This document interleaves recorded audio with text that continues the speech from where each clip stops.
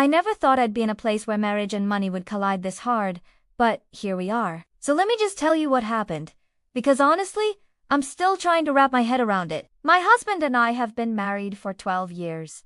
In the beginning, things were simple, peaceful, even. We were debt-free, we kept our finances clean, and I really thought we were starting off on the right foot. But as time went on, he started racking up credit card debt. I didn't want to drown with him. So eventually we separated our finances just to keep the peace and honestly, to protect the progress I was making. Fast forward to 3 days ago. He comes to me looking like a kid who got caught sneaking cookies before dinner and tells me he's been hiding something from me. Not for a week, not for a month, but for 3 years. He co-signed a car loan. Not for a family member, not for a close friend, but for a coworker I've never met who, by the way, isn't even his coworker anymore. And that coworker, they're struggling with addiction. Payments are behind. The car is probably a rolling dumpster with a steering wheel. And now, guess who's financially responsible for it? Yeah, me and my husband. Mostly us. I've never even laid eyes on this car, but from how he describes it, I have zero interest in touching it. He says it probably smells like cigarette smoke and looks like a raccoon has been living in it. Honestly, I believe him. Every time I get ahead financially, something like this drags me back down.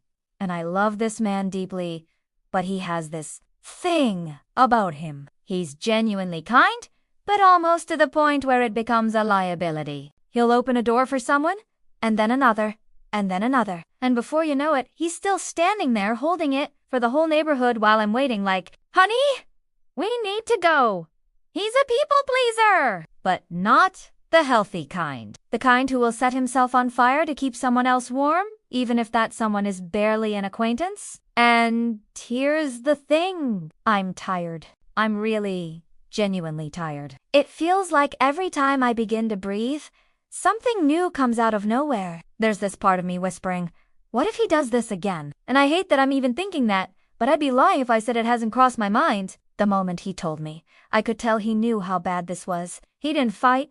He didn't make excuses. He looked embarrassed. Guilty. Like he finally realized his kindness was hurting the one person he's supposed to protect. We both know we need help.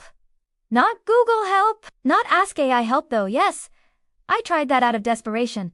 But real, sit down, talk it through help. A counselor. Someone who can stand in the space between I love you and I don't know how much more of this I can take. We've been trying to figure out how to merge our finances again in a healthy way, but it feels impossible until this pattern stops. And until he chooses to prioritize our family over random people in his orbit. The reality is, we're stuck with this loan. Whether the car gets repossessed or goes to auction, we're going to owe money. Probably a lot. And I hate that. But running from it won't fix the real problem, which is that we have to fight for our marriage just as much as we fight for our finances.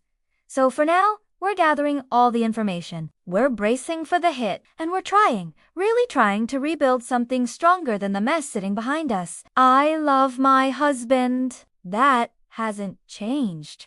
But loving him means facing the truth, even when it hurts. And right now, the truth is that if we want a future together, we have to stop letting his kindness write checks we can't cash. That's the journey we're on. And honestly, I'm hopeful. Exhausted, but hopeful.